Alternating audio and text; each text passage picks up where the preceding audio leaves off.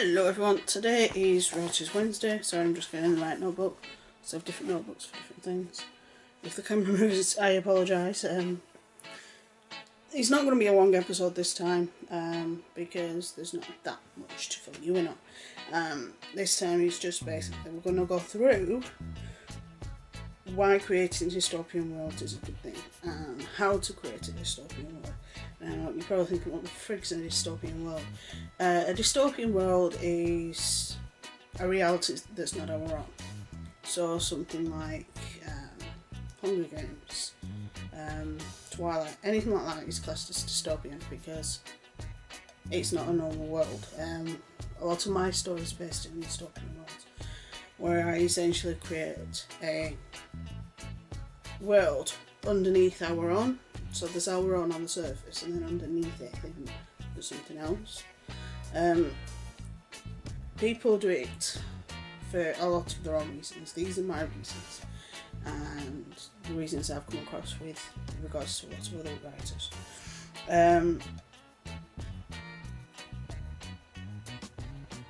The world they usually create is a world with a similarity to our own, but different, and with a new twist. Now with that, what I mean by that is, I'll use my own as an example. In the Poison by Blood series, there is the normal world, and then hidden underneath that, there is the paranormal world, where people of paranormal origins, such as shifters, vampires, mages, werewolves, orcs, fairies, and the like, all exist, hidden from us normals. And it works out good because you can create your own little world while still having the relevancy and the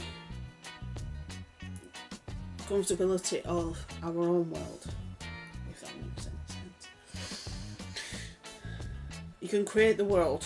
You can actually just create a whole new world, such as in Aliens. And in Alien, that's that far in the future. It's a completely different world. Star Trek, very much the same thing. Star Wars, pretty much the same thing, where it's not set in our lifespan, that you can create whatever you want to create, which is the way sci-fi writers have been doing it for years. You can create your own rules. I use my own books as an example. In these two books,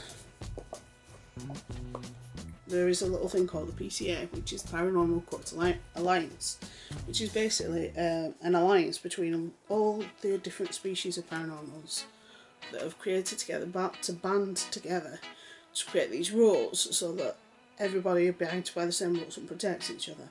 And there are rules that people have to abide by in that world, but they also have to abide by the human rules, which is another thing you can do. Twilight, they have the human rules that they have to abide by. Then they have the Native Americans rules to abide by, because obviously there's a huge element of the Native Americans in there. And then you also have the vampire rules to abide by, such as Arrow's rules, where you're not allowed to expose the fact that you're a vampire to somebody else, and that if you do, then they can be killed, and you're not allowed to turn somebody without express permission, or blah blah blah. And there's that many different rules, and that's the advantage of creating something dystopian, because you can use our own rules, but you can also use other rules in amongst the mix, if you will. You can create your own fashion and social constructs. Now, in Hunger Games, perfect example, they have a lot of their own fashion. Some of it is, to me, reminiscent of the Second World War, and other aspects are reminiscent of steampunk, and then you've got others that are very futuristic. That's awesome, because you can create your own fashion, you can create your own world, you can create everything that you want to create, because it will only feed your books and make your books more entertaining. And it also allows lots of flexibility in the story's narrative. When you create a world either that's alongside ours, hidden, or the future of ours, you can create a flexibility with the narrative. I use another example, Walking Dead. You have a lot of flexibility with that narrative because it's apocalyptic. So normal human rules don't exist, but you have to have some form of rules or else everything's just an absolute mess. So it's one of those things that you've got those things where you're thinking, right, do that. You've got these things in your head that you're going to have your characters do things that people of our normal lifespan, our normal livelihood wouldn't do. I use recent events as an example with what's been happening over here in the last couple of months with the attacks we've had. Lots of people would be forgiven in some respects to be vindictive, to be nasty, to be hateful, to be horrible, and there are some that are being that way. However, the vast majority, and this is a trait that us Brits have had for years, where we try and heal as a country together. We did it for the First World War, we did it with the Second World War, we did it during the Cold War. We've done a lot of healing where we've got people from Islamic foundations and charities that are helping people who are injured. You've got people that are Muslims that are speaking up against what's been happening, and to me that's awesome because that's what this country's known for. Because we've always had this thing that if something bad happens, we knit together and we're like. Now, I'm not saying that there isn't some idiots out there, because there is, but there are people out there that are trying to help us and trying to help and heal the relationship between the Islamic communities in this country and the non-Islamic communities in this country. Now, I was raised with a lot, so I know that the vast majority aren't like that. But that's my experience because I grew up with a lot of them. So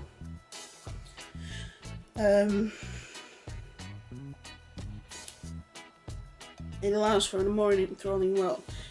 If you were to just tell a story that was based in normal human rules, it could be entertaining, but sometimes if it's too similar, it can turn some readers off. Not all readers, and not all the time. There are some people I read that set things normal days with normal rules. Like if I was to show you, I can't show you because the room's a mess, but the bit that you can see isn't that bad. Literally an arm's length away from me, I have a pile of books, and there is 3, 4, 5, 6, 7, 9 Kathy Reichs books, and I think I've got another 10 in the other room. Me and my mum have Kathy Reichs, and we also have Patricia Cornwell. Now, people might say to me, why are you reading that stuff when you already know most of it? I don't know most of it. I know a lot of it, I don't know all of it, because I didn't do a medical degree, which is what one of them did, and I didn't do an anthropology degree, which what the other one did, and the medical degree I think she did. She might have done, I can't remember. But no, I think she did an archaeology degree. So, but I didn't do either of those, but the course I did covered both, but not as in-depth as a medical degree or an anthropology degree would. So, but I can relate to them because there's a lot of the stuff I do know and then the stuff that I don't know that I then go and research. So to me it is very similar to the way things are, but it's still entertaining. A lot of it is because it's well written. Lots of people I work with, they set their books in normal rules and such, but because they are well written, I will sit and read them for hours and hours on end. If you've got a decent writer and it's a decent book, then it's going to work. If you don't, it's not.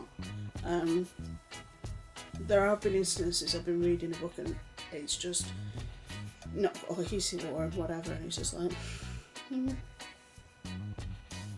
it also allows for an escape. A lot of people read for an escape. They like to escape into a world that's not their own. And to do that, they like to escape into things that are different, or alien, or intriguing and interesting. And this is one way that they do it. And I love it because it means that they are accepting and willing of the